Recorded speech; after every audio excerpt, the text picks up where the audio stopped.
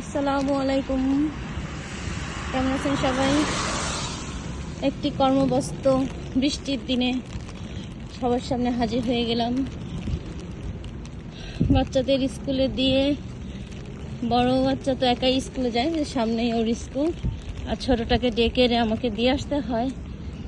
তো দুইজনকে বের করে, বড়টাকে বের করে ছোটটাকে নিয়ে তার ডেকারে দিয়ে আমি এখন বাসায় ফিরছি।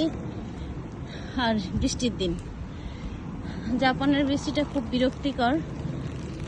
টিপ টিপ বৃষ্টি, অনেক জোরেও পড়ে না, আস্তেও পড়ে না, সারাদিন নামতে থাকে। যখন বৃষ্টি হয় তো সারাদিন হতেই থাকে একভাবে।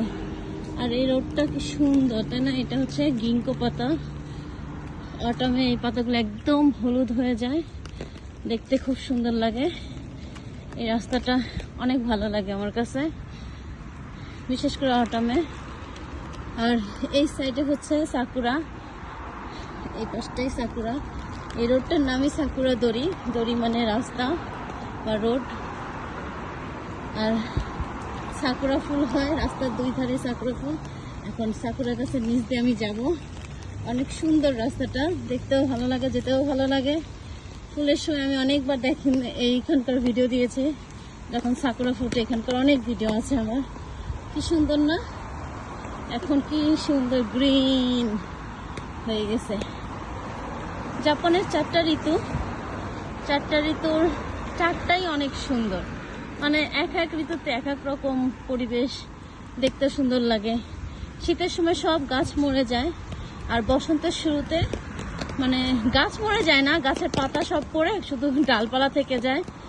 আর বসন্তের শুরুতেই সব ডালপালাতে ফুলে ফুলে ভরে যায়, কোনো পাতা থাকে না, শুধু ফুল থাকে। এই গাছগুলো একদম সাদা হয়ে যায়, মনে হয় যে সাদা কার্পেট বিছানো হয়েছে নিচে উপরে সব জায়গায়। আর এখন মানে বসন্ত শেষ, এখন সামারের শুরু। সামারের শুরুতে গাছগুলো একদম পাতায় পাতায় সবুজ হয়ে গিয়েছে। কি সুন্দর, তাই না? আমার কাছে এই রাস্তাতে হাঁটতে এত ভালো লাগে।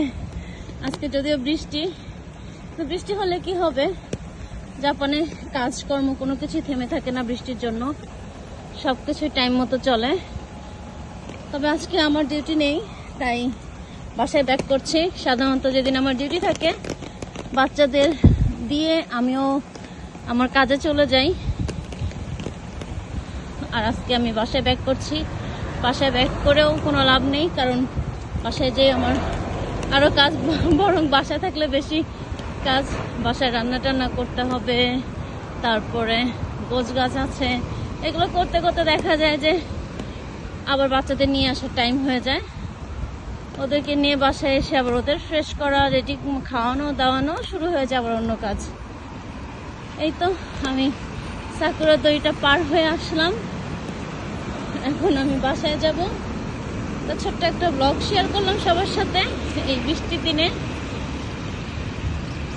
ভালো লাগলে অবশ্যই লাইক কমেন্ট করে পাশে থাকবেন। আল্লাহ হাফেজ।